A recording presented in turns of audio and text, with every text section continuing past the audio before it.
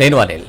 కాంగ్రెస్ కండువా కప్పుకుంటే కోరుకున్న స్థలాన్ని కబ్జా చేయొచ్చు అనే రీతిలో బరి తెగించిన మాజీ మంత్రి దానం నాగేందర్ హైదరాబాద్లో చేసిన అరాచకాలకు అడ్డు లేకుండా పోతుంది. కోట్ల రూపాయల భూములపై కన్నేసి నకిలీ డాక్యుమెంట్లతో వాటిని కబ్జా చేసే దానం చివరకు పారిశుద్ధ్య కార్మికురాలి స్థలానికి కూడా కక్కుర్తి పడిన ఉదంతం వెలుగులోకి వచ్చింది. దానం దౌర్జన్యాన్ని తట్టుకోలేక రెవెన్యూ అధికారులను సంప్రదించిన బాధితురాలికి చేదు అనుభవం ఎదురవడంతో తనకు న్యాయం చేయమని ఆమె రాజ్ న్యూస్ను ఆశ్రయించింది. నిస్సహాయ స్థితిలో ఉన్న ఆ కార్మికురాలికి సొంతమైన భూమిని కండకావరంతో కబ్జా చేయాలనుకుంటున్నారు దానం నాగేందర్.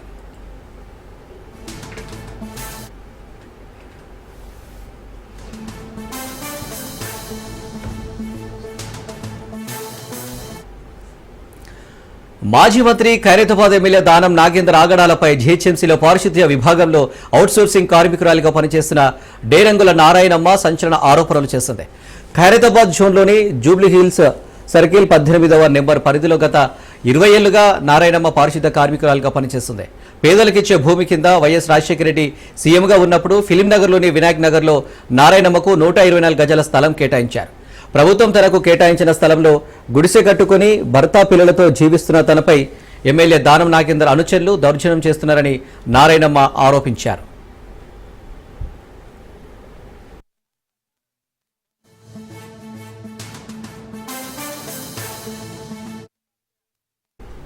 అయితే తాను నివాసం ఉంటున్న స్థలాన్ని వెంటనే ఖాళీ చేయాలని లేకపోతే చంపేస్తామని దానం గ్రూప్ వార్నింగ్ ఇస్తుందని బాధితురాలు రాజ్ న్యూస్ దృష్టికి తీసుకొచ్చారు.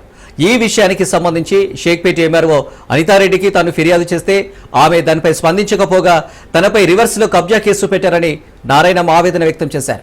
తనకు సొంతమైన స్థలాన్ని తానే ఎలా కబ్జా చేస్తానని ఎంఆర్ఓ అడ్డగోలు వాదనలు చూస్తుంటే ఆమె ఎమ్మెల్యే దానంకు అనుకూలంగా వ్యవహరిస్తున్నట్టు అర్థమవుతుందని నారాయణమ్మ వాపోయారు.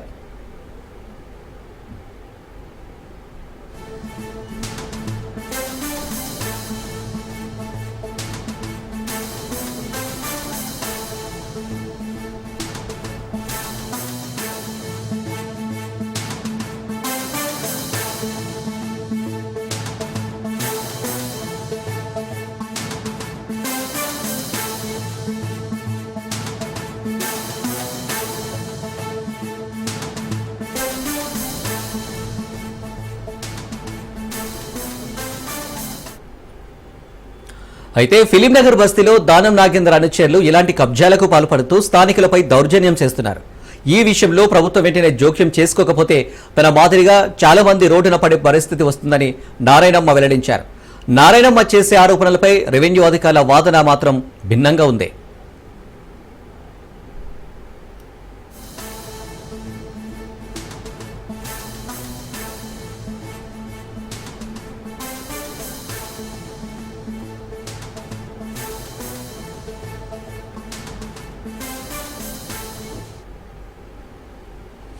ఇదే అంశానికి సంబంధించి మరింత సమాచారాన్ని మా ప్రతినిధి మహేందర్ అందిస్తారు.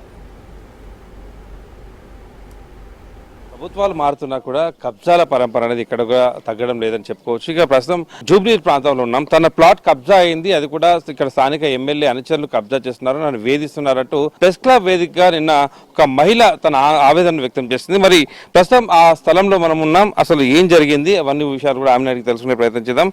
అమ్మ చెప్పండి, మీ పేరేంటి? నా పేరు నారాయణమ్మ. నాయన ఎక్కడ మీ సొంతం? ఎక్కడ? ఇక్కడ హైదరాబాద్ ఎప్పుడు వచ్చారు? రెడ్డి జిల్లా బిడ్డ. మేము వచ్చి 35 దాటిపోయింది, 48 సంవత్సరాలు కూడా అవుతుంది. 38 సంవత్సరాలు అప్పటి నుంచి అపోలో లేదు కొడుకు. మేము వచ్చిన ఏం చేసేవారు ఇక్కడ? మీరు మీకు పిల్లలు ఎంతమంది? నాకు ఒక కొడుకు ఒక బిడ్డ. వాళ్ళకి పెళ్లిళ్ళు అయిన బిడ్డ, వాళ్ళ పని వాళ్ళు చేసుకుంటారు. ఇది నా కొడుకుది. మాకు ఇల్లు లేక లోకల్ లీడర్లు చాలా బాధ పెట్టిర్రు. నా భర్త చనిపోయిన తర్వాత నన్ను కోటి చెరలో పెట్టిర్రు. మీకు ఈ స్థలం ఎట్లా సంక్రమించింది? నాకు లేదని నేను గవర్నమెంట్ పెట్టుకుంటే ఆయన వార్త నరసింహారెడ్డి ఉండే, ఎవరు లేరు అప్పుడు. ఈ మీడియాలో ఏమి లేవు. వార్త నరసింహారెడ్డి ఒక్కటే ఉండే, అమీర్పేట జోను ఉంటే ఒకనాడు సారు వచ్చిండు, మన ఎంఆర్ఓ ఆర్డీఓ వాళ్ళంతా వస్తే అయ్యా నాకేం లేదని అంటే ఆయన ఏం చేసిండు, ఇక్కడ చూపించిండు ఈ గుట్ట కొండ చూపించిపోతే ఈ కొండ కొట్టుకున్న బిడ్డ 28 లక్షలు పెట్టి 20 సంవత్సరాలు నా పిల్లలు చిన్నగుండ్రి. అప్పటి నుంచి నన్ను పెట్టని కష్టం లేదు, నన్ను పెట్టని బాధ లేదు బిడ్డ. మావిడి నరసింహరావు తీసుకురా అని చెప్పి 18 బస్తీల నరసింహరావు అని దర్గాలు ఉంటాడు బిడ్డ. అయితే దర్గాలు ఉంటే ఫస్ట్ బీజేపీలో ఉండే, ఆ తర్వాత ఇక ఆయన బండారు దత్తాత్రేయ, బద్దం బాలరెడ్డి, సింతల రామచంద్రారెడ్డి వాళ్ళు బీజేపీ పోయినాక ఈ దానం నాగేంద్ర అంటే వాడు దానం నాగేంద్రని ఆధారంగా చేసుకొని, దానం నాగేంద్ర రాడుకొడుక, దానం నాగేంద్రని ఆధారంగా చేసుకొని మొత్తం లక్షలకు కోట్లకు అమ్ముకుంటుండు. ఏడ చూసినా నరసింహరావు అన్నది. ఈడ నేను నిలబడితే ఒక్క నరసింహరావు అన్నది, అది నిన్ను బతకనియాడు చూడు నరసింహరావు అన్న, వీళ్ళంతా చెప్పుడు. పవర్ఫుల్ మనిషి అమ్మాయినా, పవర్ఫుల్ మనిషి అంటే దొంగ. కబ్జాలు చేస్తాడు, ఎంఆర్ఓలను పట్టుకుంటాడు, అమ్ముకుంటాడు. ఇవన్నీ కబ్జాలే నాయన. ఇది స్కూల్ ఆయన అమ్మిండు, ఈ పక్కది స్కూల్ ఆయన అమ్మిండు, ఈ స్కూల్ అయినా, ఈ స్కూల్ మొత్తం కిందంగుంది. ఏంది అది గేటు.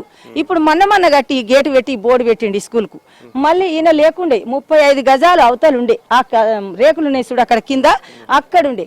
అక్కడికి వెళ్ళి మళ్ళీ ఈయన ఇంత ఆక్రమించిండు. ఈయనది 2 రూమ్లు అవతలు ఉంది.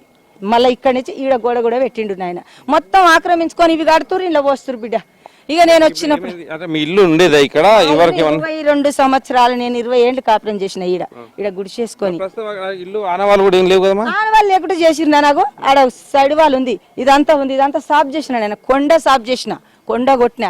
ఇప్పుడు మొన్న జెండా వాతిన కొడుక ఈడ ఒక 1000 మందితోటి జెండా వీకేసిరు, గురువు గారి జెండా. ఆ జెండా వాతినప్పుడే ఇక వచ్చింది. ఇక మావిడి నరసింహరావు ఎంఆర్ఓకు ఫోన్ చేసి ఎంఆర్ఓ తోటి నా మీద కేసు పెట్టించిండు. ఎంఆర్ఓ ఇన్వాల్వ్ అయిన తర్వాత ఎంఆర్ఓ ఏం చెప్పింది మీకు? ఏం నోటీస్ వచ్చింది? అంతా ఆమెది కాదు సార్. ఎవరు ఫోన్ చేసినా, ఆర్డీఓ ఫోన్ చేసినా, కలెక్టర్ ఫోన్ చేసినా, మేయర్ గారు ఫోన్ చేసినా, చంద్రకళ మేడం ఫస్ట్ ఉన్నది ఇక్కడ ఎంఆర్ఓ, ఇప్పుడు డిప్యూటీ కలెక్టర్ అయింది. అమ్మ అనితారెడ్డి ఆమె చాలా కష్టపడ్డది, ఆమెను ఇబ్బంది పెట్టకు, ఆమెకి అంటే లేదు మేడం ఇస్తా కానీ రమ్మానని వచ్చినాక కోటి కష్టాలు పెట్టింది బిడ్డ. ఎవ్వరు పోయినా సలహా పత్రిక వచ్చింది, వార్తలు వచ్చినాయి, 2 సంవత్సరాలు మీడియా వస్తుంది కానీ ఆమె మాత్రం చెల్లించలేదు.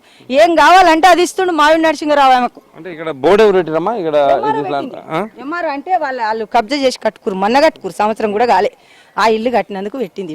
అంటే ఎంఆర్ఓ వచ్చి బోర్డు పెట్టి మీకు నోటీస్ ఇచ్చిందా ఇక్కడ స్థలంలో రావద్దు అని? నా మీద మన జెండా వాతిన దానికి కేసు ఫైల్ చేసి మొత్తం ఎఫ్ఐఆర్ తయారు చేసింది నా మీద. కట్టుకున్న ఏమంటలేదు. వారి ఇది గవర్నమెంట్దే, నేను ఉన్నప్పుడు వాళ్ళు లేరు, వీళ్ళంతా లేరు. మరి వీధి గవర్నమెంట్దే కదా నాయన, మరి వాళ్ళకొక్క న్యాయం నాకొక్క న్యాయమా? ఎంఆర్ఓలు కాకుండా హైడ్రా కూడా చాలా పరిష్టంగా ఉంది. హైడ్రా కూడా అన్ని గమనిస్తూనే ఉంటది. ఇదంతా కూడా ప్రభుత్వ స్థలం అని ఎంఆర్ఓ ఇక్కడ మనం చూస్తున్నాం. ప్రస్తుతం ఇక్కడ ఎంఆర్ఓ బోర్డు కూడా, నోటీస్ బోర్డు కూడా పెట్టిపోయిన పరిస్థితి కనిపిస్తుంది. ప్రాంతం అంతా కూడా గవర్నమెంట్ స్థలం అన్నారు.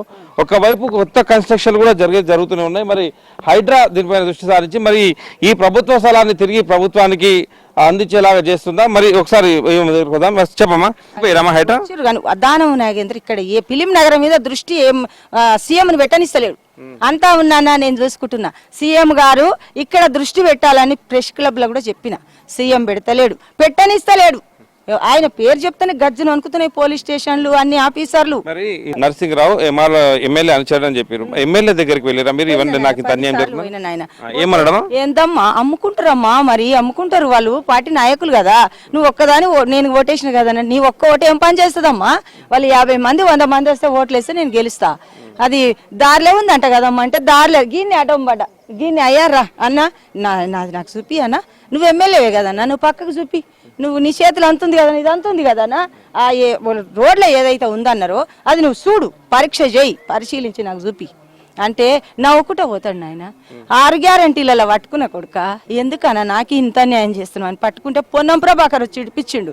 అక్క నీకు ఇప్పిస్తారా, ఇప్పుడే పోయింది కదా అక్క, రాజకీయం పోయి ప్రభుత్వం వచ్చింది నీకు చేస్తారన్నాడు. పొన్నం ప్రభాకర్ తానిపోతే కూడా ఏం స్పందించలేకూడదు. ఇంకా దేనికి నా పాలోళ్ళు గారు, నా పగోళ్ళు గారు, వీళ్ళన్నీ పోయి మావిడి నరసింహరావు ఇంట్లో నిన్నే రూపాయలు సంచుల కొద్దిగా పోయి ఇదంతా ఈ పిల్లగాని కన్నా కష్టాలు పెట్టిరు. గారేకులు వేసుకున్న పిల్లగాని పెడితే వాడు 6 రూపాయలు ఇచ్చిందా కిడిచిపెట్ల నీళ్ళు కట్టనీలే కొడుక శంకర్ అని నా లేకనే వచ్చున్నాడు 20 ఏళ్ల కింద వాడు. వీళ్ళ మాత్రం మొన్ననే కొడుక, ఇదేమి లేదు బిడ్డ, ఎడారు ఉన్నది, అడవి ఉన్నది, అడవిలో వీళ్ళు బిల్డింగులు కట్టిరు. ఎమ్మెల్యే ఎన్నిసార్లు పోయినా కూడా స్పందించట్లేదు, కేవలం నవ్వి పంపిస్తున్నాడు. అంటే వాళ్ళు అంచర్లమ్మ కబ్జాలు చేస్తారని మీతో నేరుగా చెప్పిండా? చెప్పిండు చేస్తారమ్మా, ఏం చేయమంటున్నావు? నరసింహరావు వానేంట వాడవు అన్నాడు. నాయన ఏం చెప్పాలి కొడుక, ఒక్కదాని బిడ్డ నేను ఎవరికేం చెప్పుకోవాలి, ఎట్లా ఉండాలి ఈ అడవిలో? అడవిని సాఫ్ చేసినాక వచ్చిరు వీళ్ళంతా, పోతే వాళ్ళు ఇప్పుడు అయ్యారు కొడుక, ఏమీ లేదు బిడ్డ, తొంగలు కొట్టిన దేశం, తురుకోల పిల్లలు ఉరుకొత్తురు ఇక్కడ భయపట్టి. ఇక్కడ పాములు, చెట్లు, అడవి ఇదంతా. గడగి ఇల్లు కట్టినది చిన్న గుడిసె ఉండే, ఆ గుడిసె ఉన్నది, ఆ ఇల్లు ఉన్నది. ఇక్కడ ఏం లేకునే కొడుక, గడ్డన్ రాములు చచ్చిపోయిండు. ఈ కొడుకులు అందరూ వచ్చి ఒబ్బడు చూసినాక అది నీది కాదక్కో, అదో నరసింహరావు అన్నదక్కో, నేను అడుగు పెట్టుడే ఆల్చం బిడ్డ. ఆ రకంగా చేస్తారు కొడుక నాకు సీఎం దాకా చేరాలి, సీఎం ద్వారా నాకు ఏదైనా ఇచ్చి మంచిగా ఇల్లు కట్టియాలి కొడుక, నాకు భద్రత, నా పిల్లలకు భద్రత, నాకు నష్ట పరిహారం, నాకు పరువు నష్టం అన్ని కట్టియాలి సీఎం రేవంత్ రెడ్డి.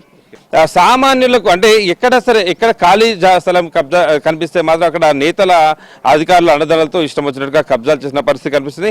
మరి తను 20-30 సంవత్సరాలుగా ఇక్కడే ఉంటున్నాను, నీవు ఇల్లు కట్టుకుంటే తను తగలబెట్టారు, తను కొట్టారు అని కూడా ఇక్కడ కూడా పట్టించుకోవట్లేదు అన్నట్టుగా ఒక మహిళ అయితే ఆవేదన వ్యక్తం చేసిన పరిస్థితి కనిపిస్తుంది.